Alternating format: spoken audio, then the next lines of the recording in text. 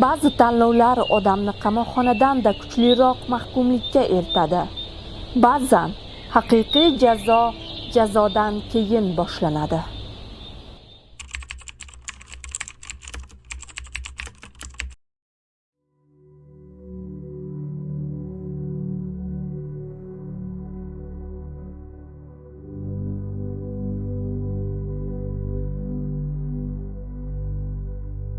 Probatsiya jinoyat qilganlar uchun ikkinchi imkoniyat beradigan joy.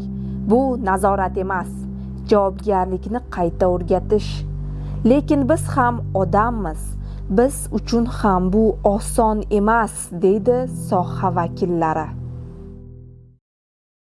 Hozirgi kunda Ohangaron tumani Ichki ishlar bo'limi Jamoat xavfsizligi xizmati probatsiya guruhida jami bo'lib 300 nafar mahkumlar tashkil qilib, probatsiya ro'yxatida jami bo'lib 16 nafar xotin-qizlar hisobda turadi. Ularning har biri bilan profilaktik suhbat olib borilib, ular nimaga bu jinoyat yo'liga kirib ketganligi va bizning oldimizga qanday kelib qolganligi bo'yicha suhbatlar olib boriladi.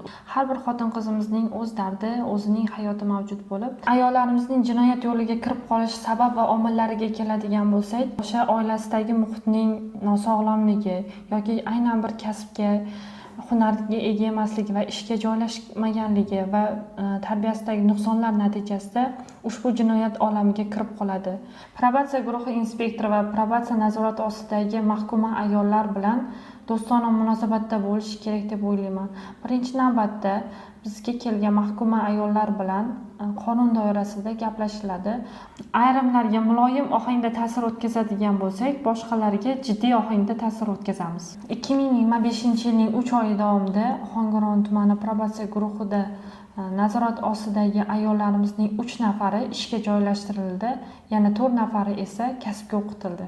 Probatsiya hisobida turuvchi 3 nafar mahkuma ayollarimiz O'zbekiston Respublikasi Jinoyat kodeksining 70-moddasiga asosan muddatidan ilgari shartli ravishda ozod qilindi. Probatsiya bu imkoniyatlar eshigi deb atasam mubolag'a bo'lmaydi. Sababi probatsiya nazorati ostidagi shaxslar bizdan ro'yxatdan o'tganidan so'ng ularning imkoniyatlari va qiziqishlaridan kelib chiqqan holda biz ularni kasb hunariga o'qitamiz.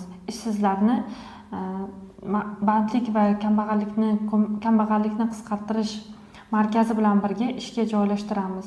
Tarbiyasida nuqsoni bo'lganlarni esa mahalla yettiligi asosida ularga murabbiy biriktiramiz. Bugungi qahramonimiz timsolida yolg'iz ayol boshdan kechiradigan qiyinchiliklarni ko'rdim. Qahramonimizning uyida keksa ota-onasi va 2 nafar voyaga yetmagan farzandlari borligi sababli u ishga chiqa olmayapti va o'z ish faoliyatini o'zining uyidagi tomorqasida amalga oshiryapti.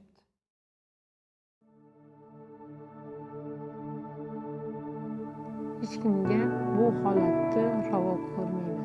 Men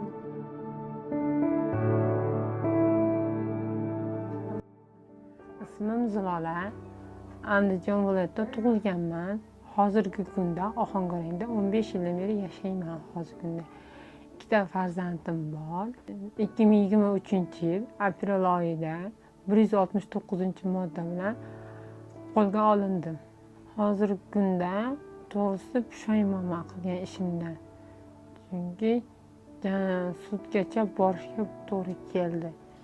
Bu ishga sabab bo'lgani erim o'lgandan keyin 1 yoshga aloqalangan keyin bolalar qiynalib qoldim. Ota-onam qarib qoldi. Bungida emas. Shunda shu ishga majbur bo'ldim. Erim vafot etgandan keyin juda ham qiynaldim. Chunki bolalarim kichkina, kimga topshirishimni bilolmayman. Ishlayman desam ishlay olmayman. Qo'limda kichkina chaqalog'im bor edi. Shuning uchun sabab shu ishga qo'lga urishga majbur bo'ldim. Na akam bor, na ukam bor, na singlim bor, hech kim bir o'zimman. Shuning uchun mahalla mas'ullari 3 marta uyimga kelishdi. Hokimiyatdan ham, yaxdan ham, mahalla yettiligidan ham hamma yoqdan kelishdi, ishga taklif qildi. Men aytdim, ishlay olmayman. Ota-onam oyoqlari og'rib, hozir yotib qolgan. Hattoki bolalarimga hayhaylab qara olmaydi.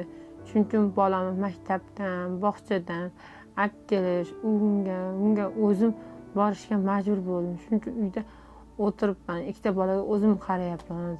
Osh ovqatga kir degandek hamma narsasi bor. Men shuning uchun rad etdim. Yo'q, ishlamayman. Chunki ikkita bolani kim borib qaraydi, kim borib maktabdan olib keladi, kim bog'chadan olib keladi, kim unga boradi, kim yuradi. Men hech kim qarashayotganim yo'q. Bir o'zim bo'lsam, bir tak qiz bo'lsam, hozir kunda yolg'iz farzand bo'lsam, tomorqalarim bor, yerlarim bor. Shunga narsa ekaman. O'zim ana qilib ekib qo'yaman, pomidor, bodring, shu durian, shunaqa mosh, shunaqa narsa ekib yetishtiraman. Uyda hovlida gul bor, it bor, mushuk, tovuqlarim bor. Shularga don-ponini berib vaqtim o'tadi. Mahalladan keladi, ishga kir deydi. Men qanday ishga kiraman? Men bolamni qarashim. Katta farzandim nogiron bo'lgani uchun men yo'lga ishona olmayman. Katta yo'ldan qo'rqaman, misol uchun. Shularni xursand qilib, olib, yurib, shularni kiyintirib, chiroyli qilib o'tirish, o'zimga yaxshi qarab, shu kattamni davolatsam, o'ziga keltirsam, u yonimga kiradigan bo'lib qoladi ertaga. O'zimga ana bo'ladi. Ertaga katta bo'lsa o'zimga ana foydam tegadi, ertaga davlatga foydasi tegadi, bizga ham foydasi tegadi. Uyda tirlig'imni qilib, narsamni ekib, o'zimdan uyimdan narsa chiqib turibdi. Shu daromad uncha yo'q. Moddiy tomondan qiynalaman shuning uchun. 2 yildan beri propitsiya bo'limida ro'yxatida olinganman. Shuni mas'ullar xodimlari menga kelib xabar olishib turadi, to'g'ri yo'lga soladi. Propitsiya bo'limlari yordam bergani uchun bolalar pul olaman hozirgi kunda. Shu moddiy yordamni shular yozib bergan. Shular tomonidan hozir shu boqib o'tiribman oilamni. Tomorqamga hozirgi kunda men ular kurop, kashni, seldir, piyoz shularni sepib qo'yganman. Hozir shular yaxshi bo'lib qolsa, qo'ni-qo'shniga tuxum, shu ko'katlar sotaman, magazinlarga olib chiqishib, bozorga olib chiqib, shularni sotib kelaman. Shu o'zimga tirlig'im bo'lyapti. Shundan daromad keladi. 30 ta tovuq menga jo'ja taklif qildi. Men jo'jasini kichkina bitta o'g'ri mushuklar ko'p. Men olmayman dedim. Jo'jangizni, mayda jo'jangizni ola olmayman. Chunki joyim ham yo'q, sharoitim ham yo'q. Keyin ularga issiq joy qilib berish kerak. Mening issiq joyim yo'q dedim. Ayollarni jinoyatga yetaklovchi sabablar ko'p. Zo'ravon er, ishsizlik, moddiy qiyinchiliklar, ta'na-dashnomlar, jamiyatning beg'amligi. O'tgan 2024-yilda birgina Toshkent viloyati hududida 2160 nafar xotin-qiz profilaktika hisobiga olingan bo'lsa, 64 nafar xotin-qiz jazodan ozod qilindi. 56 nafar xotin-qizning ijtimoiy moslashuviga ko'maklashildi. Bu 56 nafar xotin-qiz eskicha stereotiplarni parchalab yashayapti deganidir. Orzularim hozirgi kunda o'g'lim o'qitsam, o'g'limni yaxshi olsam, o'ziga joy bo'lsa, sharoitni yaxshi qilsam, uy-joyni yaxshi qilsam, qizimni o'qitsam, o'zim daromadim bo'lsa, bolam ertaga yaxshi bo'lib, bitta joyda bitta kasbda egasi bo'lsa, qizim bitta kasbda egasi bo'lsa, bitta oilani egallab o'tirsa, ikkitasi turmushga chiqsa, oilasi bor bo'lsa, xursand bo'laman.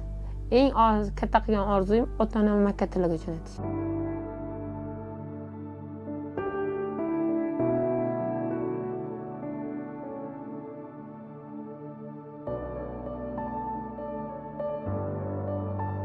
Jazo yordamsiz, imkoniyatsiz bo'lsa, u faqat muammo yaratadi. Ayol adashishi mumkin, lekin uni to'g'ri yo'lga boshlash jamiyatning ishi. Faqat probatsiya emas, barchamiz bunga mas'ulmiz. Adashgan odamga ko'maklashish barchamizning insoniy burchimizdir.